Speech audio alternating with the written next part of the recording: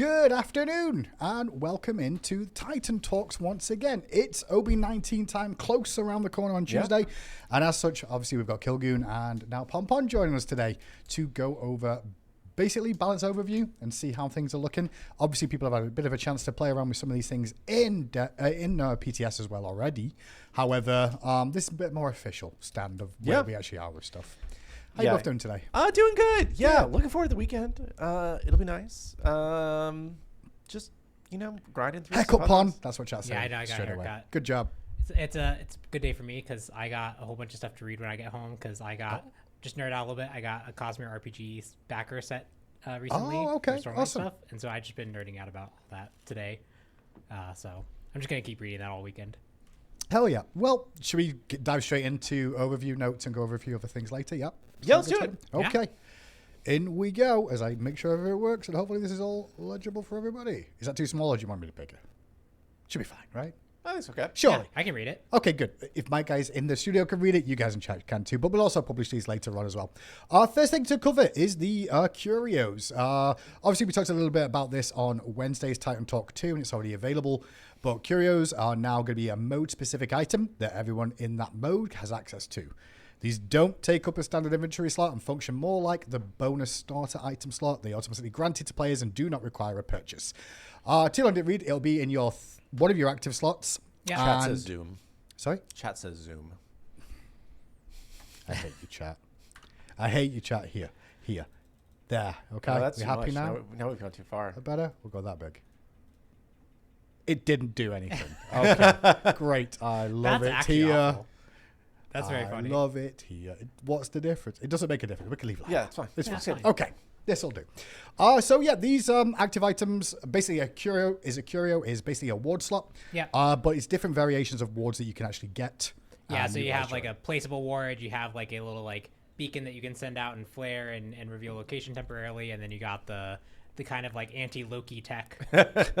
And we'll go through each of them now just for the mode curios, because obviously we kind of covered Conquest quite a bit, and they kind of fall under Joust and Duel as well pretty well. Yeah, similarly, you want Vision in Joust and Duel. We can explore maybe some more options there. That's the nice thing about the system is it's its first outing, right? Okay. It's a new slot that we can definitely expand on in the future. We can tie mechanics to it. We can do new things with it. So there's definitely like room for more growth here than just this initial outing. Cool. So these are just the initial ones, and we'll see how these play out. But Conquest, we're going to see the Bifrost Shard, which is basically place a ward, reveals enemies within 7.2 meters, and lasts for 90 seconds or until destroyed, and has a cooldown of 90 seconds.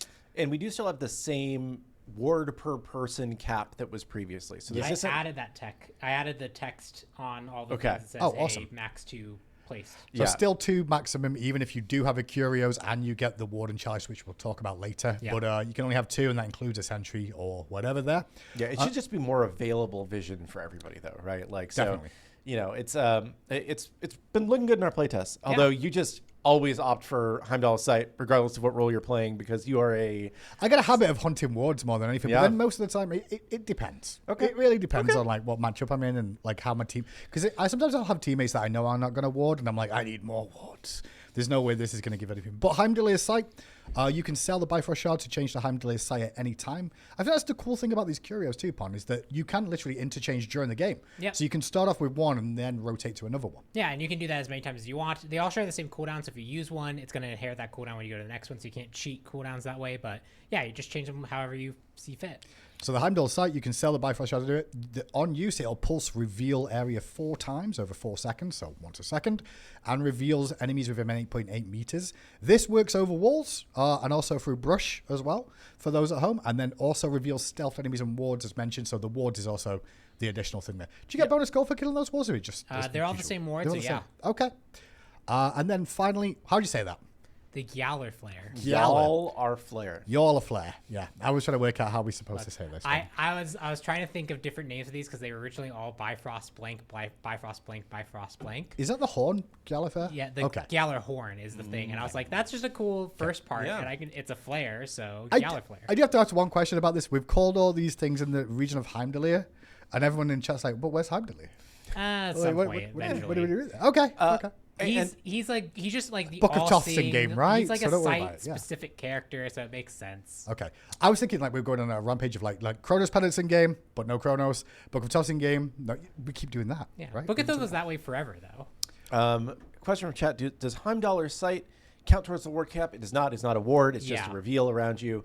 And does Yaller Flare count towards the ward cap? I don't think so. Because it shows up like a ward for the 6 seconds of reveal, but it's not really a ward. It won't take that in consideration. And it can't be cleared while it's revealing. Yeah. And for those that haven't read what's on screen just yet, but basically you use it and it'll fire a projectile, a traveling flare, should I say, and it'll reveal enemies within 8.8 meters of that and travels for 5 seconds up to a 44-meter distance. You can refire this during the travel, and it will detonate it, revealing enemies within 13.2 meters for 6 seconds. Yeah. So just so I understand, if Loki's like stealthed over a wall, I fire this over the wall, it would reveal him anyway, but I can press it again to reveal permanently in that area? Is that kind of the idea? Yeah, so it's a small area as it kind of travels around, and then when it detonates, it's a bigger area, and that reveals a stronger version of the reveal. Cool, okay. Sorry, does Yaller Flare reveal stealth enemies too, or just... I believe the explosion does if you're caught in the initial burst, but it's not... But only the explosion, not the travel. Yeah. That's what I wanted to get a bit probably worth wording. Technically, reveal doesn't imply stealth. It actually probably they reveal enemies including stealth or something like that. True. Didn't mean to cause more problems there, but Yaller Flare. And then obviously we've got a new one here, which I don't think we've really discussed too much, but the arena is also going to have one of these curios available, which is Battle Cry. On God, Kill, or Death, gain 1 stack, and it's a max of 5 stacks. And when you use these, you'll get 3% of all stats from items and 3% movement speed. Is this per stack? Yeah. Yes, per stack. So you can get up to 15% stats from all items and the stacks fall off one at a time. So if you actually hold on to it for its max amount of time, you get to be very empowered for a very long period of time. This is something that it's definitely its first outing. We'll probably expand on it and make it, I think, especially in our playtest, we've noticed it can be sometimes really difficult to get these stacks. We want to have a bit more freedom to get them. But right now it is a decent reward for like doing really well, or as a kind of catch up if you're getting completely bodied. You got a pentakill today? Yeah, we're just going to talk about pentakills while they're in here. I was playing Poseidon in an arena to test something out, that's all.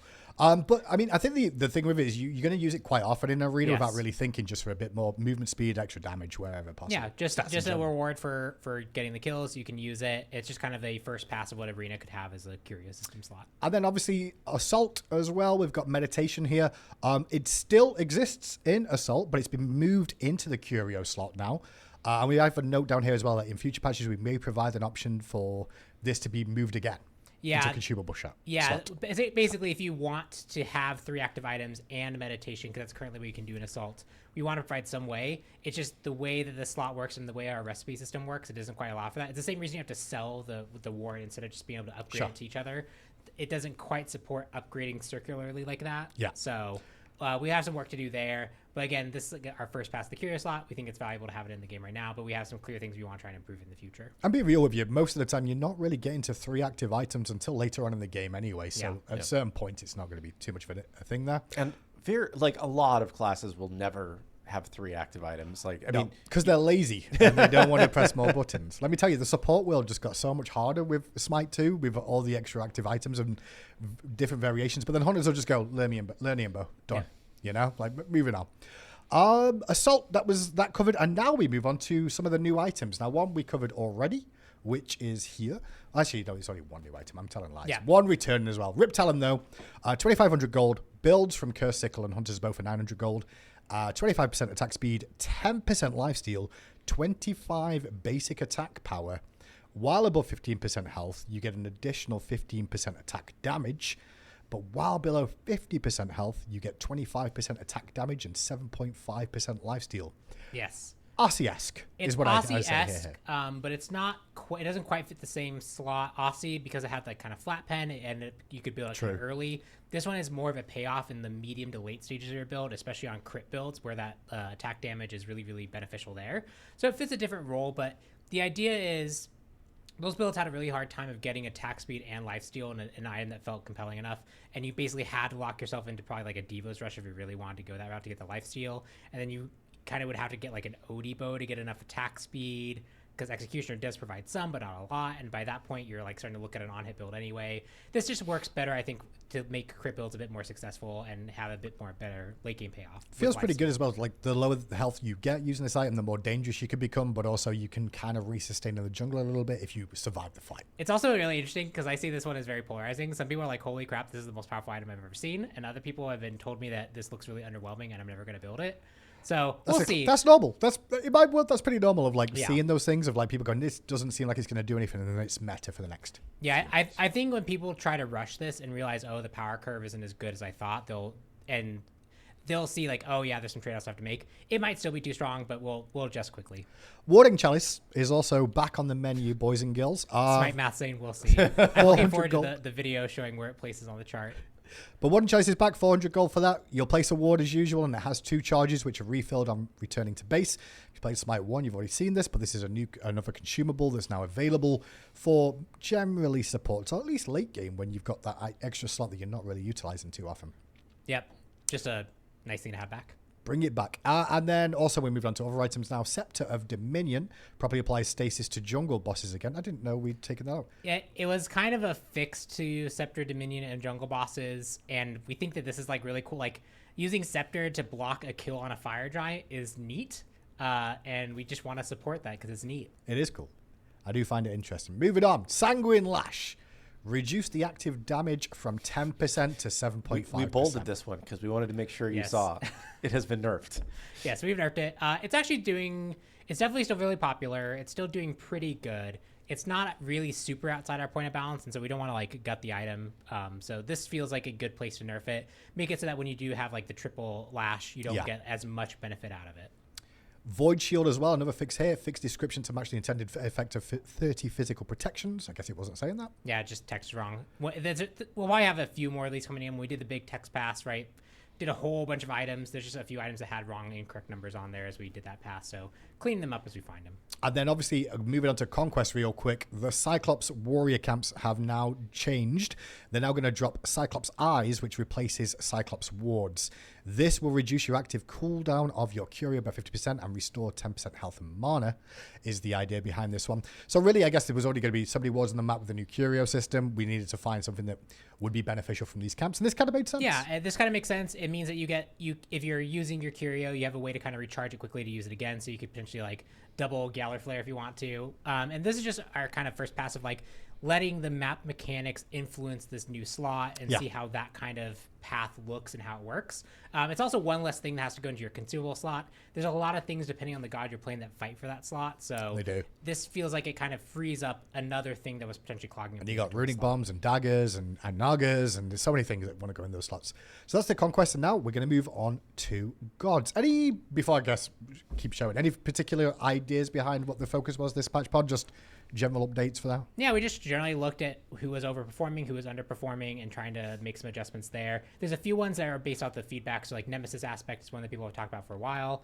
We're still looking at other aspects. We have like a list on our doc of things we want to be doing, but like there's a few that we bumped up because we think that this one is worthwhile getting in sooner rather than later. Cool. So most of it is just, if you see a buff, it's probably because the character was underperforming. If you see a nerf, it's because the character is overperforming.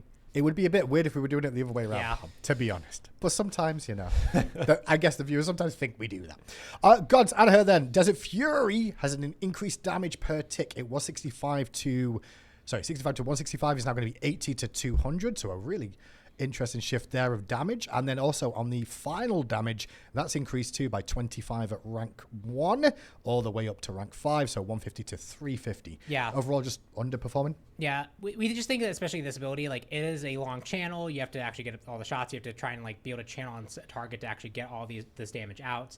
It's worth it to really, really have it chunk. And so this should help it just feel more impactful when you choose to use it. Throw mini spears. Yes. Next on the list, a bit of a long one for Fenrir here. He's going to be seeing an aspect buff. Aspect of Loyalty. He's Unchained. Increased the stun duration. It was 0.75 seconds and now will be 1 second. And also increased the protection scaling from 30 to 45%. Additionally, Seething Howl, his 2, will increase strength on this. It was 5 to 25. It's now going to be 15 to 25, so a big early game buff. And increased lifesteal healing from 25% to 30%. Yes, so we think that this aspect, to make him actually feel like a support, he needs more payoff for both contributing CC to his team, but also like for going the more defensive build route. Yeah. Also seeing how had a pretty significant nerf applied to it in regards to like that rank 1. So having it be something that you feel like it's worthwhile to rank up at the start of the game, because that's kind of what the aspect is trying to play into. 15 strength at the start makes it a lot more appealing. Obviously, it scales up to the same exact amount, but that means that when you use it in the early lane phase, it's going to be more potent, be more impactful, feel like it was actually worth spending that initial investment. And Stephen Howell as well, just fix the description listing this ability as having higher strength than intended. And also, there is a known bug where unchained calculated damage formula in the tooltip is incorrect using protections. Yes, so this is something we discovered with, like, I think other tooltips with protection scale are going to have this bug as well, where there's not really a great way for things that scale with specifically item protections versus not. They're just all going to use protection. So there's a little bit of a bug there. So if you see the damage looks a bit higher when the actual raw damage calculation formula, that's why. We haven't known. We will look at fixing it once we can. I had no line of text on there. Instead of protections, Hecate, next up. A buff triplicate form. Her first ability increased damage from 70 to 250. Will now be 80 to 260, so 10 at each rank. Fix an issue where the Hex form projectile was doing less damage than intended. Oh, I did not know that.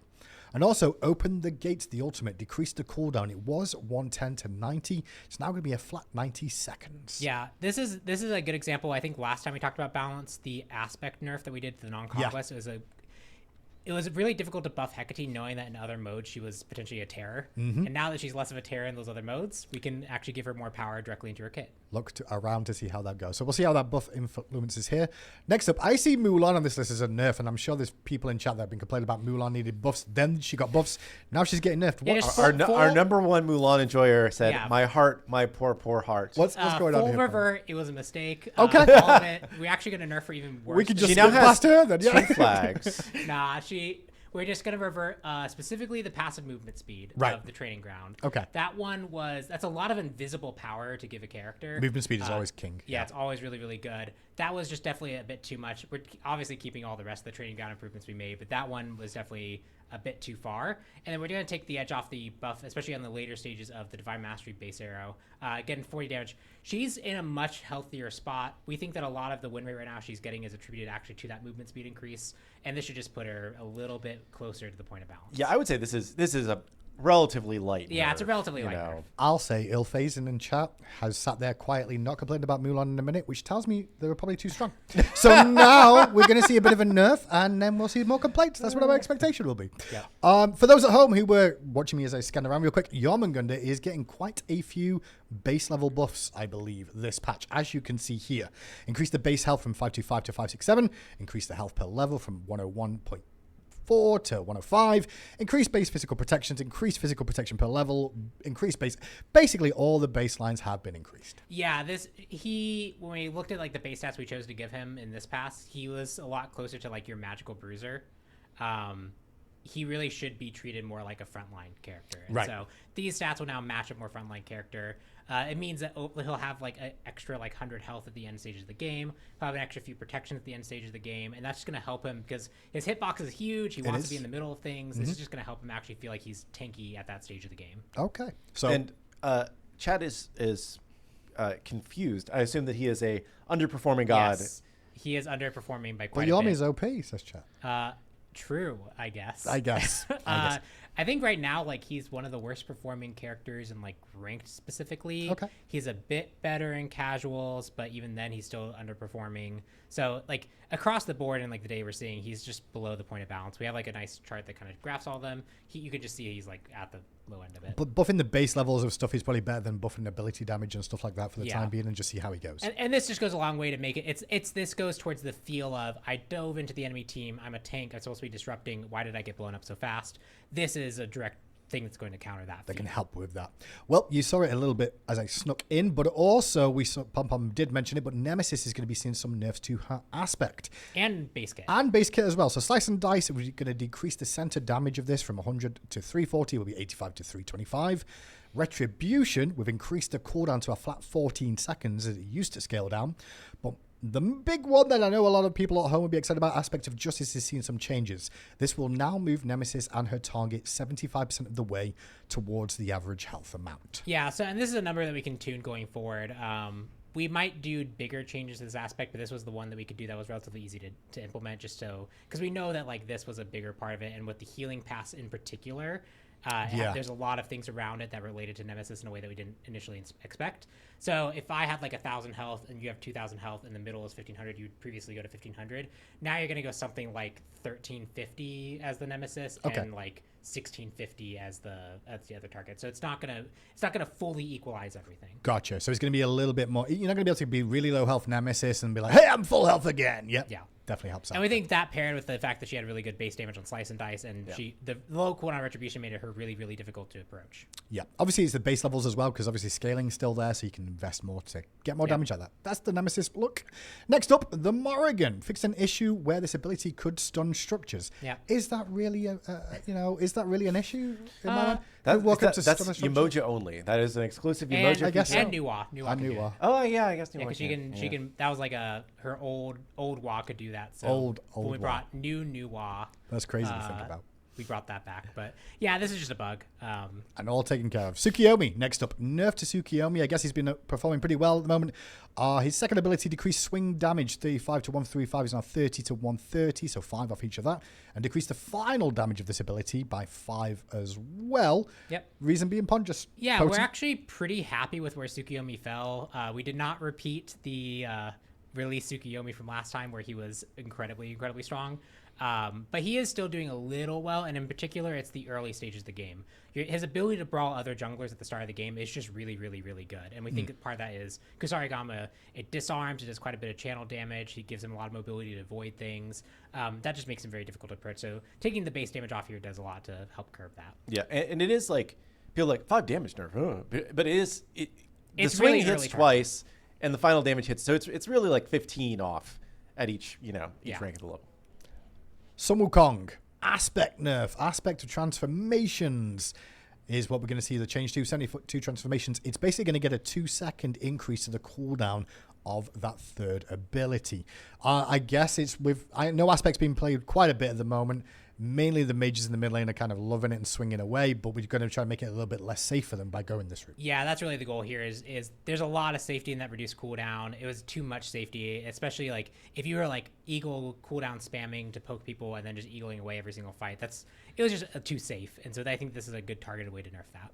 So first little look at Sun Wukong aspect. I still like it. I know that it's not like the thing, but I like going aspect with the bull form, getting the knock up on my spin. I think it's like sneaky good as like a support kind of approach. So I don't see it nearly as much as I see people going eagle bonk, but I think bull knock up spin is pretty solid. I definitely think it's viable in the support role sometimes in solo lane, but you like the more pokier options. And next and last on the list, we have Yemoja aspect buff. Aspect of downpour, increase the bouncing bubble damage from 30 to 50%, increase the small bubble scaling from 15% to 25%, and increase River's Rebuke scaling from 70 to 85%. It looks like we're just committing to Yemoja damage can actually be a thing. Yeah, that was what the intent of this aspect was supposed to be. Again, we kind of pulled the list of all the aspects that are really underperforming. We have a list of things to go further than this, but this was one that we felt like we could adjust pretty easily. It's meant to be damage Yemoja, but the scaling increases we gave were just not enough to be worthwhile. And if this ends up being strong, we had another thing that we were debating putting on the list that we can do to temper that. So if it ends up being strong in this way, we'd probably do that subsequent change in the future. Gotcha. So we have ideas in our back pocket, but we're going to see how this plays out first. Yeah, we just figured let's do the first pass of see if we can make her deal damage in a way that feels like it's worthwhile. Can't wait to see more Yemoja mids, let me tell you. Yeah. Great. Anyway, moving on. That's all I have on the balance overview for now. We can start asking chat if they've got any questions at the moment. I will showcase some stuff a little bit later on. But let's see if chat's got any questions for us today. Yeah, I'm excited to see how the meta shakes out with these new balance changes. This will be live on Tuesday along with everything else we showed off on Wednesday. If you want to go back and check out the video from Wednesday, there's a lot of stuff in this update. And yeah, we're excited. It's been a good 2 weeks. Yeah, I think the curios, especially in Conquest, have been just really fresh. Like just being able to call out like, hey, can anyone flare the Gold Fury? Yeah. Been like that's just it's fun to be able to call out new stuff and have that play style. How is Ares doing ban wise? I guess just in general, if it's ban wise, it must be strong if people are banning him. Don't know off the top of my head as being right. I could probably look. He's going to look that up now so we can spend. Where is some Wukong Street King skin? I think Street King is in the next update, and then not the one that comes out Tuesday, but 2 weeks from Tuesday, and then the Mercury Demon one is the one after that. So OB20, OB21 is yeah, and I think those are the last classic skins other than King Arthur, which we need to do King Arthur first. We are not classic, excuse me, cross-gen skins. So we need to finish working through those cross-gen skins, and so I believe Sun Wukong Street King is next update. Yeah, Ares is up there, but we also know some of that is because of like displacement immunity stuff that we're currently looking at fixing. So just as an answer, he's up there.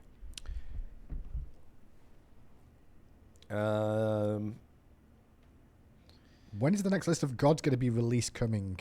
We've already discussed the fact we've got Osiris on the horizon. Yep. And then but usually what we do then is the update before Osiris, or before we talk about Osiris. So we talked about Shivalanke yesterday. We talked about Osiris a little bit. Technically, yeah. But we'll go a little bit more in depth on Osiris in 2 weeks from yesterday. So the Monday show before that will probably...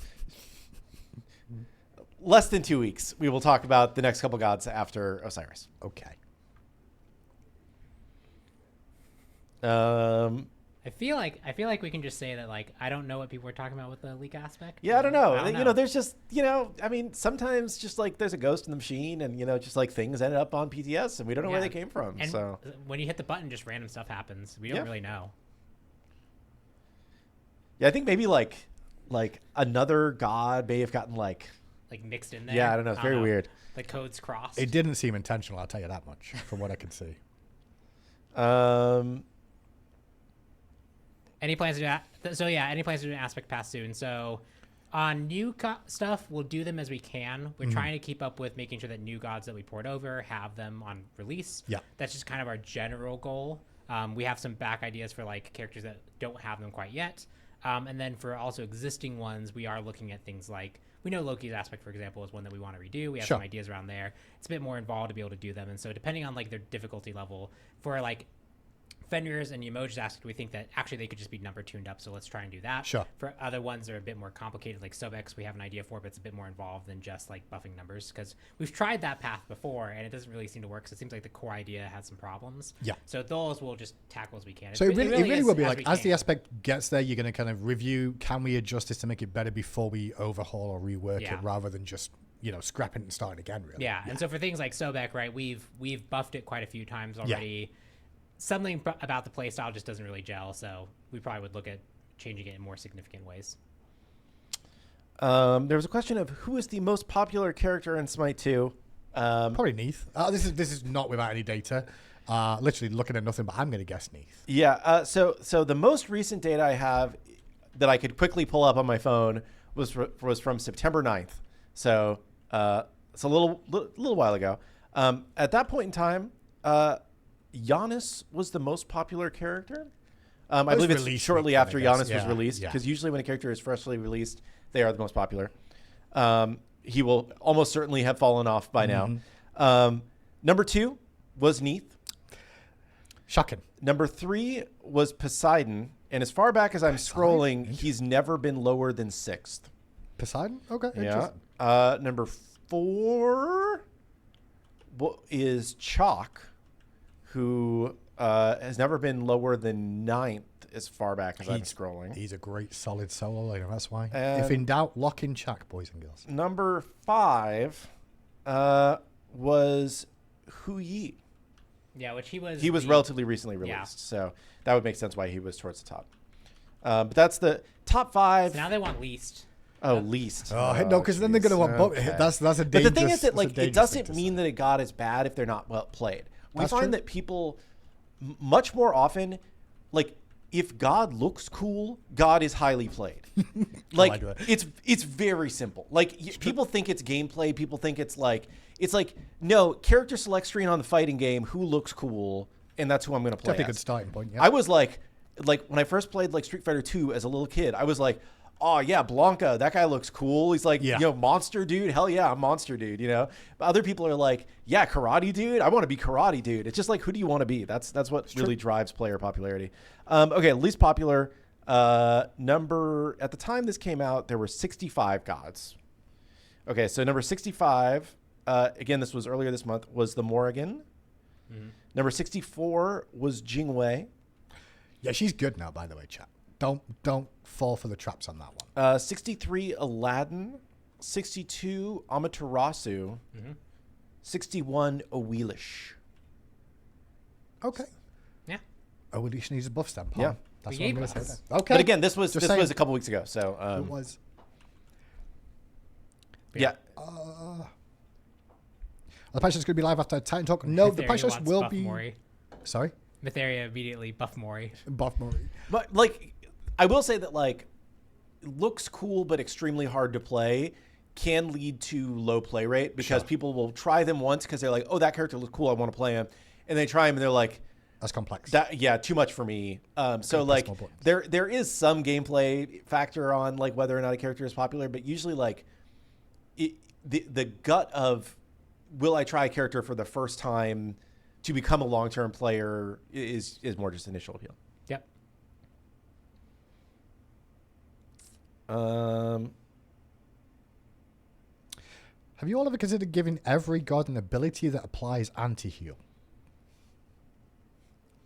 This is really going back to the... This is still a debate in the community, PonPon, by the way. I guess we should discuss that. Technically, yes, but the goal really is that you would just tune healing. If healing is too strong still, we would just tune them now at this point, right? Like, and we can expand which gods have anti-heal to give them a unique thing, but the goal really is that when you're playing against a character and they have healing as a major component of their kit, it stands out as a strength. True. But it doesn't have to be something that has defined the whole match in a way that everyone had to play around in a really bad way. In the same way that, like, when a character is a really high damage character, that's the thing that you notice about them. Yeah. But it doesn't mean that they're out of balance with the rest of the game, right? So we've actually seen that most of our healers now are actually in a pretty good spot, especially the pure dedicated ones. There's definitely a few items that kind of break things, or a few combinations that break things. So, like, Ra with Shield of the Phoenix. Yeah. That is an interaction that currently breaks the kind of foundations that we've set for that. So we delete Ra. We will need to fix that at some point. Okay. Right? But that's not a reason to give everyone anti-heal. True. Yeah. Sorry. I was going to say, like, I will say we have a particular chatter who is a big Afro enjoyer who has been upset about Afro's perceived lack of healing since the changes, right? Because it was kind of a core part of Afro's identity.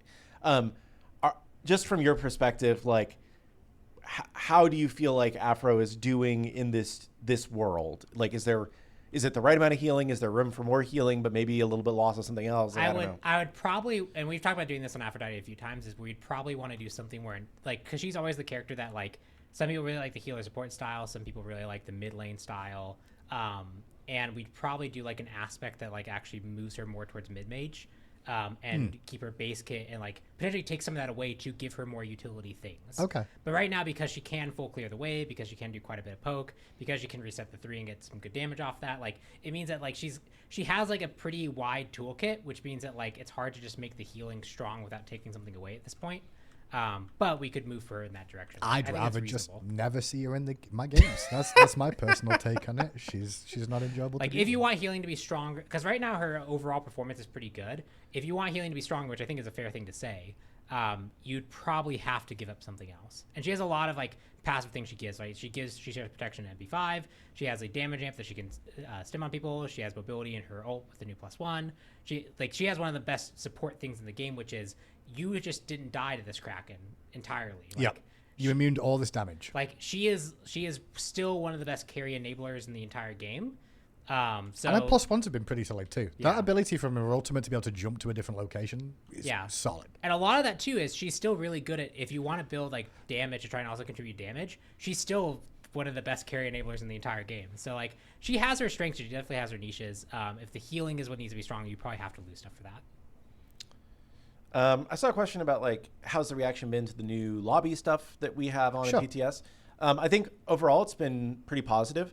I think there's, mainly there's just kind of the cleanups that we knew about. I don't think we've seen anything new. Just like, hey, the things that we knew were broken and need to be fixed are the things. I think it's because it's been, less than 48 hours since we showed it off. At the same time, things do get worked on. It just takes a little bit more time. Yeah, it already has, like, some significant like UI improvements in our our dev client.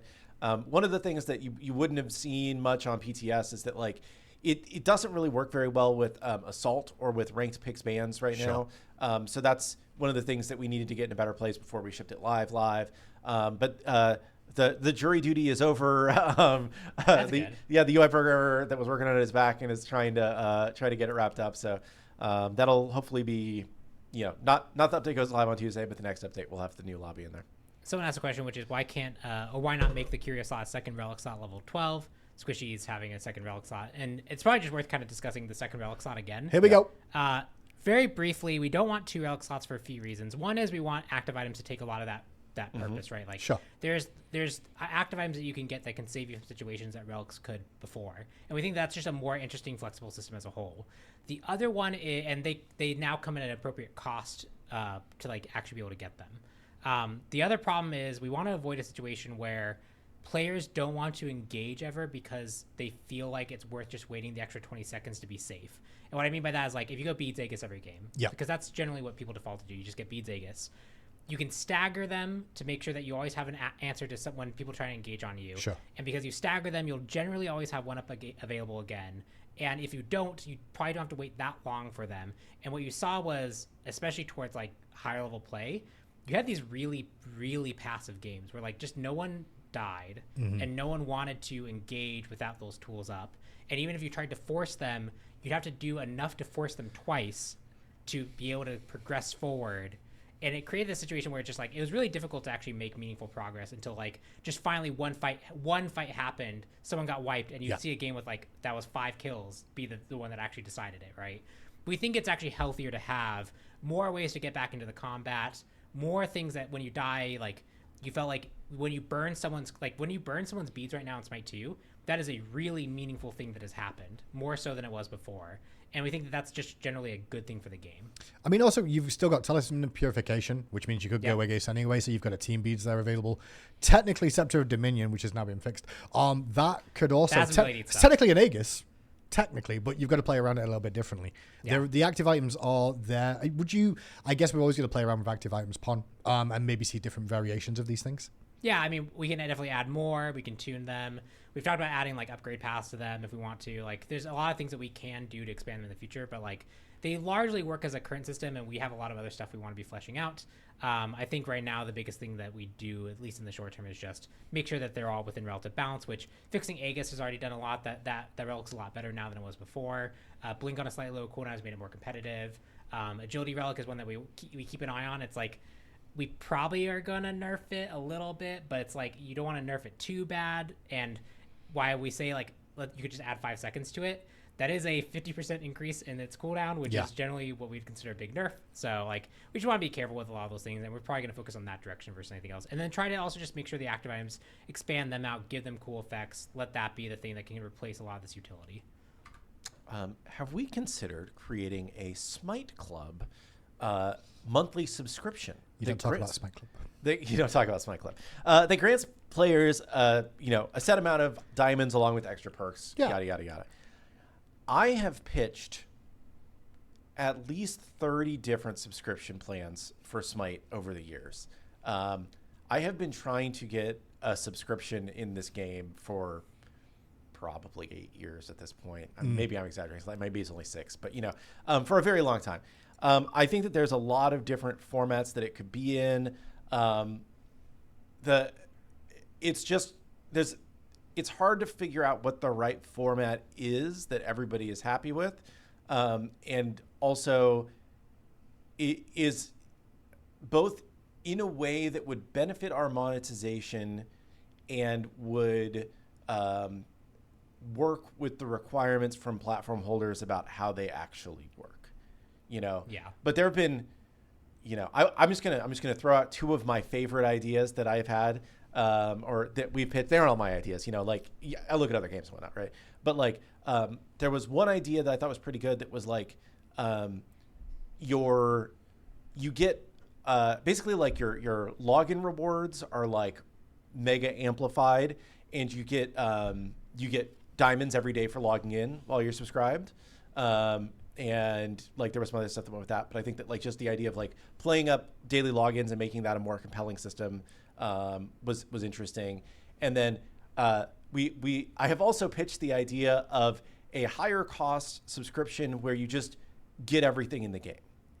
Okay. Where it's just like you pay a certain amount a month and everything's unlocked while you're subscribed, which I think would be interesting. But like it's always just like, does it really make sense for the game? Does it, is it something that we want to pursue? Some of it's also like, what can you actually dedicate to the support for? Yep. Like demo recording? Yeah. These would be optional. Yeah. These are just things that, we have. Ideas, guys. These are ideas. Nothing confirmed. Yeah, I pitched these multiple times. They've never happened. I doubt they're going to happen now. This is just, people were asking about subscriptions, and it's a fun topic. So. But like demo recording is one that like it takes up server space, it takes up server resources, so it kind of makes sense that it could be part of a subscription I'll pitch model. one right now. But like the demo, like the problem with that is you actually have to provide back support for like if I want to go look at any, like we hotfix so often that we'd actually invalidate demos really often. So you'd actually have to provide some other whole system about back patching so you could watch old demos, which is like a whole new, like there's things that are like that could be good ideas, but the actual work to get them functional is like a pretty big arc of work. Subscription model. I don't lose SR when I lose rank games. Okay, that's a good one. I like that. Yeah, you just $20. You just did that. Loss didn't happen. A month, not just one game, Pon. No. Jeez. We're $20. Game didn't happen. $20 per game. I'm like, okay, that sounds pretty good. It's the grind. Let people pay in diamonds at the end of the game. Do you want to remove this SR loss? Sure, 2,000 diamonds. Yeah. Okay. Somebody in chat said bad idea. Well, Bad then, idea. I tried. Okay. Yeah. You can't have fun, I guess. Sorry. The Sorry, true chat. No pay to fun win. zone. I mean, that's the true pay to Yeah, win, right? yeah, literally. I'm the best player.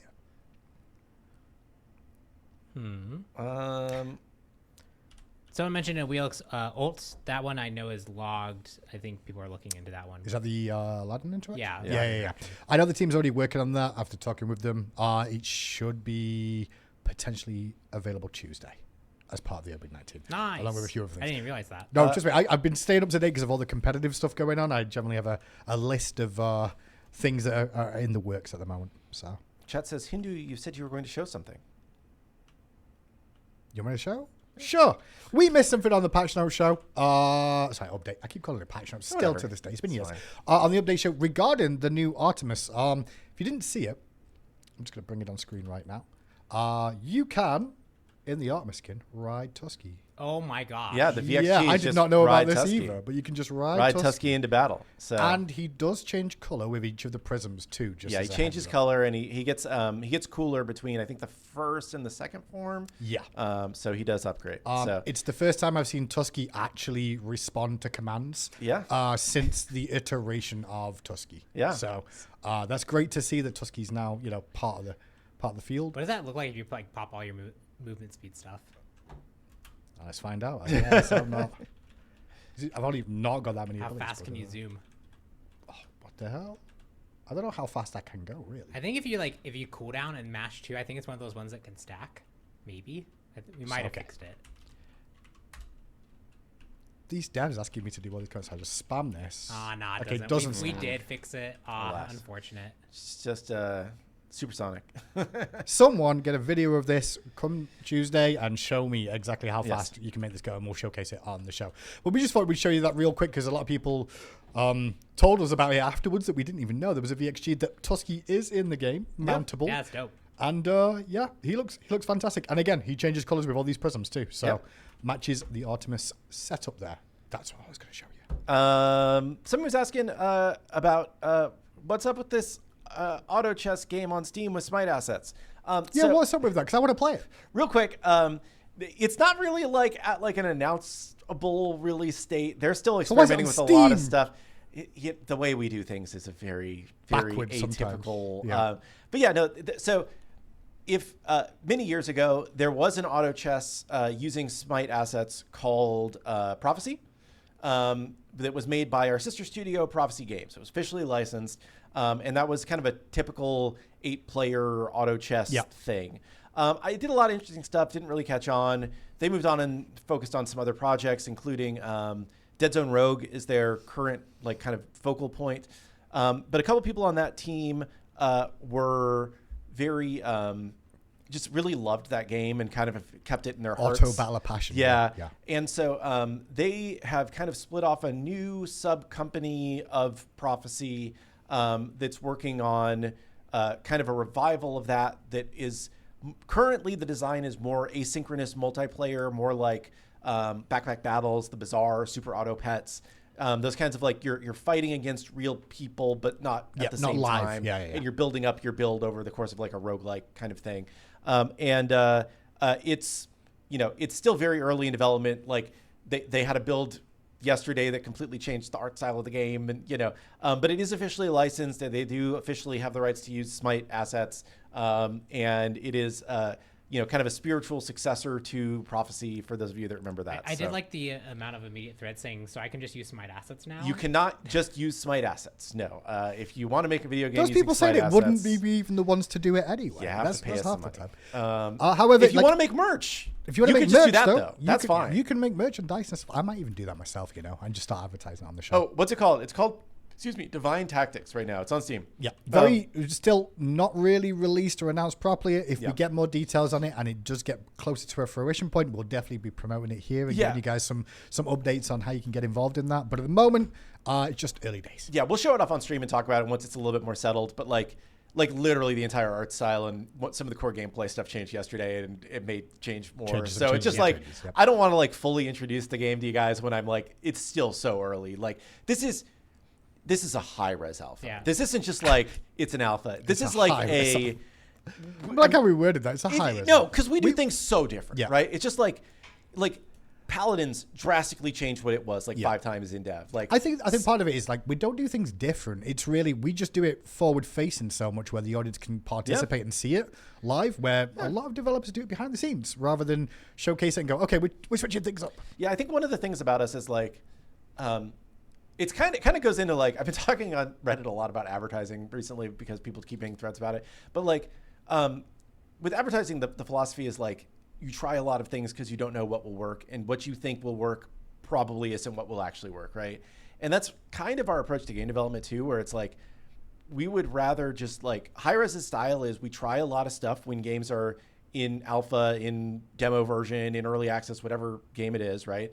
And we find what is actually fun with real players, and we don't just trust ourselves sitting in our office saying, oh, that's fun. It's like, no, what are players actually enjoying? So that's kind of where this game is. It's getting close to a point where they're going to feel ready to like actually have real players play it and start giving feedback, but then it's still going to change drastically. I saw someone asking, which is about the floating numbers and the health bars. I think in theory, they're supposed to be that the health bar renders on top of everything, but I know that doesn't always happen, and it can break. We should just make sure that's on our list of things. I know the UI team also has like a whole performance thing past that they want to be doing on like because the UI actually takes quite a bit of like actual frame time overall. So like there's a lot of things UI has on their plate right now outside of even just like, for example, like getting the new lobby presentation working. So like it's just one of those things that like, it should already have been working this way. That clearly is broken at some point, and it's on our list of things to fix. Could we get meditation as a relic for non-assault game modes? That is a dangerous idea. Just because, like, I'm only saying that just because of the fact of, like, people will buy it over a beads, and you really want the beads over a meditation most of the time. I think we learned from SMITE 1 that, like, if meditation is ever good enough to be viable in Conquest, it's one of those things that you're probably running, like, 10 of, and the game has become not fun. Well, we had Shroom for a while until it got nerfed. Yeah. It's still there. It's still viable. I'm only joking. Yeah, but, like... But there is heals, yeah. And if it's not that good, it's a trap. Actually, to be fair, for a new player, hitting a button that just heals you is actually pretty good because they're almost certainly not going to use beads really well. But once you get past that new player stage, you definitely should want beads or Aegis or other things over meditation. Because essentially you can get the value out of meditation more so than with every single other relic. What's on Handyman's shirt? That is it's Susano. Susano. This is a DKO shirt. Divine Knockout was. Yeah, I just loved it. I love the pocket show with the Susano in it, so I can't help but wear it. It's a good shirt. What's my favorite SMITE 1 map? I mean, I have pure. This is pure nostalgia goggles because it's the first one I played. Is the OG like beta SMITE, like before season 0 with side jungle because again no one knew how to play. Me and Caps kind of figured out stuff, and so we just stopped games by being. I was a level 3, level 4 Arachne with every single buff on the map because you could just do that at the start of the game before the waves even met, and you would just kill your lane opponents, and that was sick. That was fun. That's just fun. Pon's always been scummy. That's what I'll let you all know. Yeah, me and Kaz, we find cheese. We will cheese. It's pretty fun. Yeah, those good days. Those were good days. Yeah, that's very much like it's like when you look back at like old MMO stuff, it's more the situation around it that made that so memorable. Like when I think of like MMO launches where like I actually stood out front of a like GameStop to go get like Burning Crusade. That was just Burning Crusade is like a highlight for me, partially because of those things around it. Yeah, it's like for initial WoW launch. I went to the launch at the Fry's in Fountain Valley, where like the Blizzard folks were actually like there signing the boxes and stuff because I was in Orange County at the time, and it was like super memorable, like camping out with my friends, and it was good times. The most memorable God release for me, it's either Achilles or Hera. Achilles because that was the first character I ever worked on, so that was like the first time that I was like really involved in like a God design. Hera for the wrong reasons of I got jury duty as like a critical moment where you just redesigned one of her abilities entirely, and we needed to get that implemented, and we had to move the programming task to another programmer, and I had to leave for jury duty, and that was incredibly stressful because I actually was on jury for like 9 days. So I literally could not be there to just see Hera through, and that was incredibly stressful. Did you win your case? We did do a guilty verdict. Oh, okay. It was like a full on. It was a murder trial. Like it was an intense real trial. You've been around murderers. Yeah, it was insane. Yeah, that sounds like, crazy. Everyone's like, yeah, you're not gonna get jury duty, and if you do, it's gonna be for something minor. No. Yeah. Yeah. Judge Harriskin. That actually would be kind of funny. That would be pretty good. Yeah. Guilty as you drop August. Or August the Jailer. That'd be good. Think it out loud.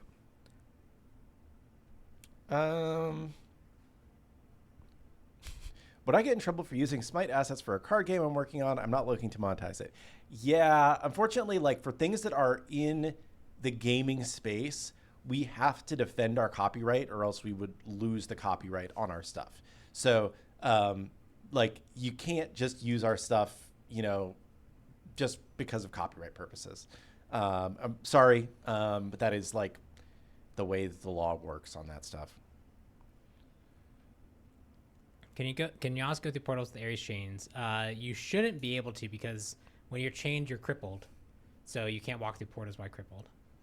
But if you're ulted, you could, but then you get pulled back through it. Yes. In theory, because you're not crippled during ult. Oh, are you now? No. I can't remember. We've gone through so many iterations of Ares, so I actually don't remember right now if it actually crippled. I think it does cripple you on cast now. Yeah, that's what I was just thinking. Yeah, so maybe no. Yeah, Ares ult does cripple, yeah.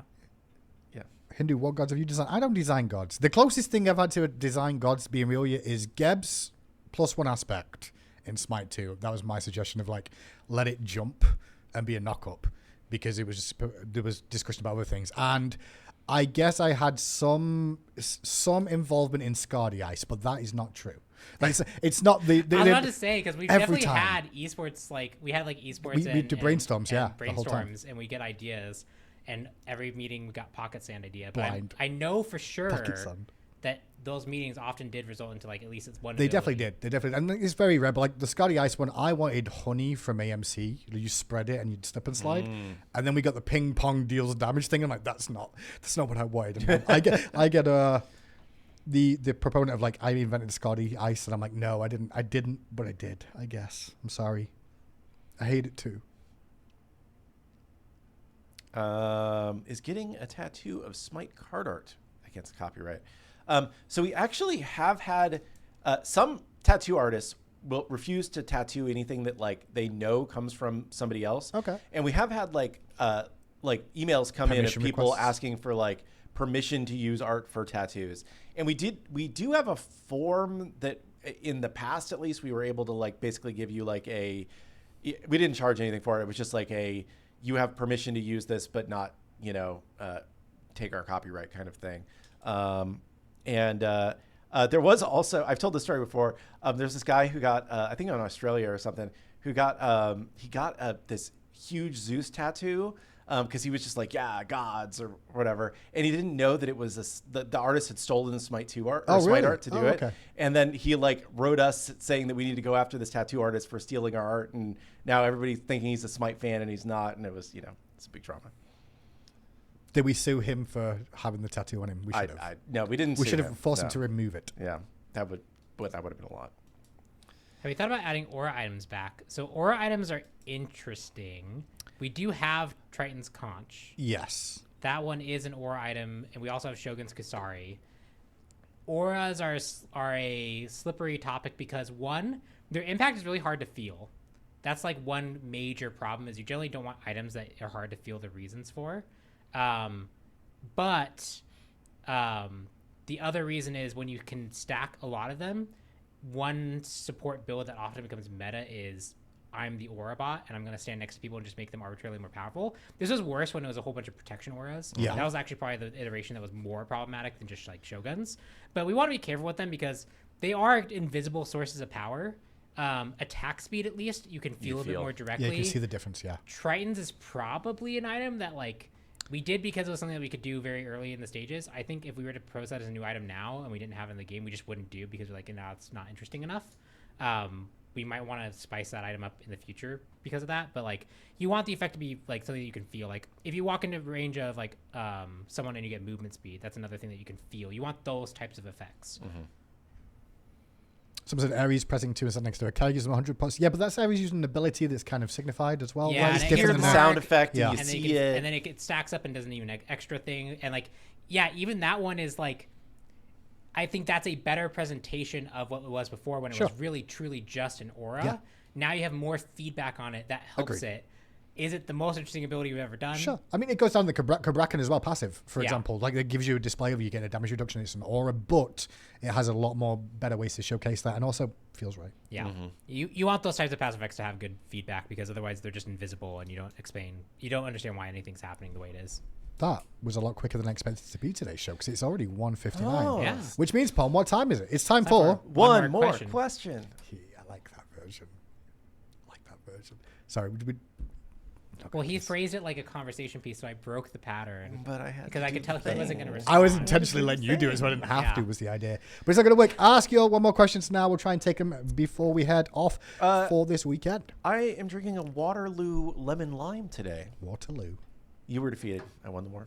I was defeated. You won the war. Yeah, I'm having a monster. ABBA. The Battle of Waterloo. Yeah. No, that was Swedish though. That's different. That's not the same. Something like that. The Battle of Waterloo. Yeah. But the song, Is it a relation to? I don't know for sure. It probably is. It's the only time I've ever heard it mentioned. I want to see if because the guys were saying he's talking with Ben and seeing if about Hachiman. I actually just want to know if you actually did chat with Ben, but also like when you look at characters, it's not just like one department is like the hold up for characters. It's often correct. It's like a combination of things, right? Like, and we discussed that so many times of like every team has different like stresses regarding each god release. Yeah, like and like in some of them, like maybe we're being a bit arbitrary on them. Like I mean, I'll just say like Vimana. Sure. I think we should do more with Vimana, which means one of the bottlenecks for Vimana is design bottleneck because we'd have PonPon's blocking Vimana. Get it out there right now. Vimana would be in the game now if it wasn't for Pon. He would be, yes, probably, right? Oh my god, he said it too. He confirmed. But like he has room to do some cooler stuff. Sure. And that cooler stuff would take more time, and we think it's worth it for him because he was never traditionally popular, and when he was very problematic when he was popular. So yeah, like sometimes it's design, sometimes it's art, sometimes it's animation, sometimes it's programming, sometimes it's all the things. So, yeah, the two Vimana joys are very unhappy with me right now. Look, here's the problem. Here's the real problem. I love current Vimana, personally. Mm-hmm. I love... You mean the version that's not in the game? The shield version? The SMITE 1 version. Okay, yeah. So the shield and can go through walls. I love... He can go through walls now? Yeah, he can walk through your mail wall or whatever. I just love, in melee range... One, not seeing the animation, instantly canceling it, so the person just gets knocked up into a 3 into a sneeze. All like an and canceling between it. Do we make it a sneeze? Just like this Can we make it a sneeze in SMITE 2? All 3 just instantaneously. I love that. That's actually like something I enjoy a lot. But you don't like you like the fact that there's no readability for the opponents to know exactly what happened. Yes, They just got instant knocked out and dead. What I enjoy why I play and what I enjoy like as a designer, two different things. Yeah, because like that's good to know. And you can break things. It's the fact that you can just like burn 2 abilities with basically no feedback and no reaction time, and you don't even see what happened is like it's probably not actually really good for the character. So, I am my own worst enemy in this regard. Okay, that was Pon's question. You got one? Yeah, I got one. It's kind of a two-parter. But the question is, over the years, what's one thing that you found gamers are most ignorant about in terms of gaming industry? Ignorance is kind of maybe not the right word, but like would surprise gamers the most about the gaming industry. And what did they surprise you by knowing too much about? I'm going to start with the second part. I think that like the gamers who are most dedicated to SMITE probably know more about specific, balance, bugs, interactions, like niche things than you can know as a dev sometimes, because you're spending all day working on the thing, not playing the thing, right? We do play test the game, right? But it's a different level of understanding a game when you're working on the game versus playing it a lot. So I think that like we get a lot of good, valuable feedback from players about like specifically, gameplay interactions and feels and stuff that I might not notice, right? Yeah. In terms of like what is the thing that gamers like don't know the most about the gaming industry, I would say it's everything. I think it's like it seems like things would be so easy that are incredibly difficult, and it seems like things would be incredibly difficult that are actually like, oh no, wait, that's super easy, right? Games are kind of a miracle that they work at all, like the amount of stuff that's going on at a time, and it's I don't know, it's just like it's such a difficult thing to make happen, and it's so intricate and confusing that like unless you've worked on a game, unless you've been on a team that's made a game or a solo project or whatever, right? It's really hard to even understand that like, well, why does this take so long? And then you try and do something that's a very small version of it for your personal project, and you're like, oh my God, this is going to take me months before I even figure this out. So it's a challenging job, even though it can be fun. There's actually an interesting video of some guy who ported Balatro to the Game Boy Advance. Yeah.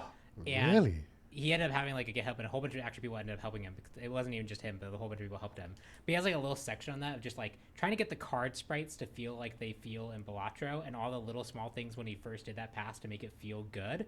That's like one small aspect of that game that he ended up dedicating a significant amount of time to try and get that one thing feeling good. And that's like everywhere based off what you have to like build for like a whole game. Like there's also that kind of stuff. Also, why I'm talking, I saw some of my math asking, but like it should not impact Sunbeam Bow. It shouldn't proc those things. Grip Talent should only affect your like actual base attack damage. Okay, good to know. Good answer for the final question. Well, that's it for us today. Titan Talks is coming to a close. Tuesday, we will be seeing OB19, where Jubilanque will be available with all the other content too. I believe PTS will be up for the weekend for custom games as per usual, so check out for that, and check out all the new content coming to the game. Any final thoughts, anyone? No, have a good weekend. Play some SMITE. I'll maybe see you on the Battlegrounds. We'll see. Yeah. You'll definitely see me on the Battlegrounds this weekend, as per usual, because you always complain, going, what are you doing in my games, taking my ranked...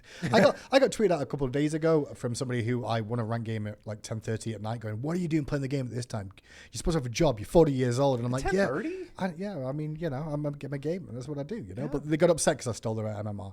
Anyway, I'll keep stealing it. Enjoy yourselves. Look after yourselves. We'll see you all on the Battleground.